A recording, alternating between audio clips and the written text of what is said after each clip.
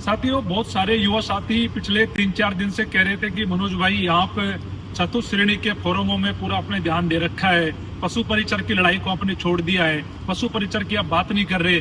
साथियों, ऐसा है, मेरा काम युवाओं की समस्याओं को उठाना है। चाहे किसी भी भर्ती को समस्या होती है तो मैं एक ही चश्मे से देखता हूँ कि ये युवा है और ये पीड़ित है, तो इस बात को लेकर आपको चिंता नहीं करनी चाहिए। एक बात मैं आपसे बड़ी बेबाकी से कहना चाहता हूँ कि मेरा ये कर्तव्य है कि जिस भी लड़ाई को मैं लड़ूं उसको पूरी मजबूती से लड़ूं और पूरी ताकत से लड़ूं और उसमें आपको न्याय दिलाऊं।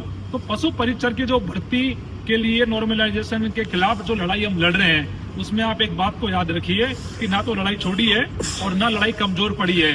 साथियों, मैंने आपसे कहा था पिछले दिनों कि हम ये प्रयास कर रहे हैं कि जो सड़कों पे हम लड़ रहे थे, जब हमने चेयरमैन से बात करी, सचिव से बात करी, सबने एक बात कही थी कि हमारे हाथ बंधे हुए, बहुत ज्यादा हमारे पास करने को नहीं है। तो जब कोई रास्ता हमें दिखाई नहीं दिया, तब हमें लगा कि इस लड़ाई का पक्ष न्यायालय में भी रखना चाहिए। तो साथियों, आपको मैंने जानकारी भी इस बारे में दी थी कि इस लड़ाई को न्यायालय में लड़ेंगे, वो भी निःशुल्क लड़ेंगे, फ्री ऑफ कॉस्ट लड़ेंगे। साथियों, राजस्थान में एक परिपाटी बनी हुई थी कि बेरोजगारों से न्यायालय के नाम पे कुछ बेरोजगार नेता, कुछ अन्य नेता अपना 50% का जो कमीशन है, वो दलाली है, वो करते थे।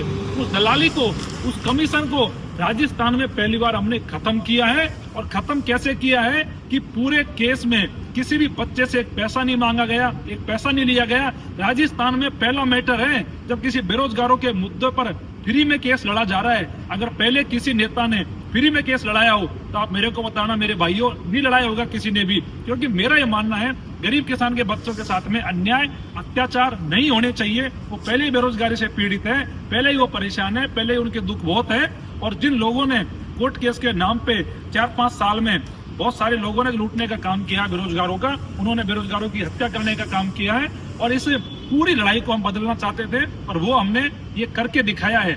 और आज मैं आपको बताना चाह रहा हूँ, पशु परिचर भर्ती के मामले में सोमवार को राजस्थान उच्च न्यायालय जोधपुर में ये केस फाइल हो जाएगा।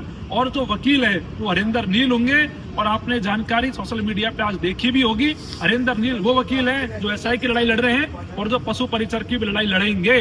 साथियों, बिल्कुल चिंता नहीं करनी आपको कि ये लड़ाई बड़ी मजबूती से लड़ी जाएगी, बड़ी ताकत से लड़ी जाएगी और न्यायालय में भी आपको ये हम लड़ते हुए दिखेंगे। और ये लड़ाई की जो परिणाम है वो भी आप आने वाले दिनों में देखेंगे। किसी भी साथी को कभी ये नहीं सोचना, कभी भी ये मन में ख्याल नहीं लाने कि मनोज भाई हमारी लड़ाई को नहीं लड़ रहा है। साथियों, पूरी ताकत से लड़ रहा हूँ। और एक बार ये मैं आपसे कहना चाह रहा हूँ, सोमवार को हमारा केस फाइल हो जाए, उसके बाद में फिर से इस लड़ाई को सड़कों पर लड़ने का काम करूंगा और इसी मुद्दे पे सरकार को झुकाने के काम करेंगे और हर संभाग लेवल पे, हर जिला लेवल पे इस लड़ाई को लेके जाएंगे।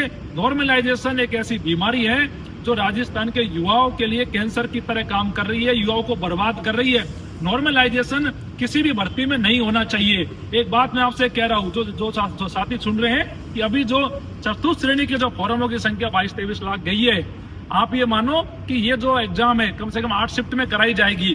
अगर इसमें भी नॉर्मलाइजेशन हुआ तो बच्चे मारे जाएंगे। इसीलिए ऐसा मेरा मानना है, नॉर्मलाइजेशन आने वाले भविष्य में खत्म होना चाहिए। चाहे कोई भी एग्जाम हो, नॉर्मलाइजेशन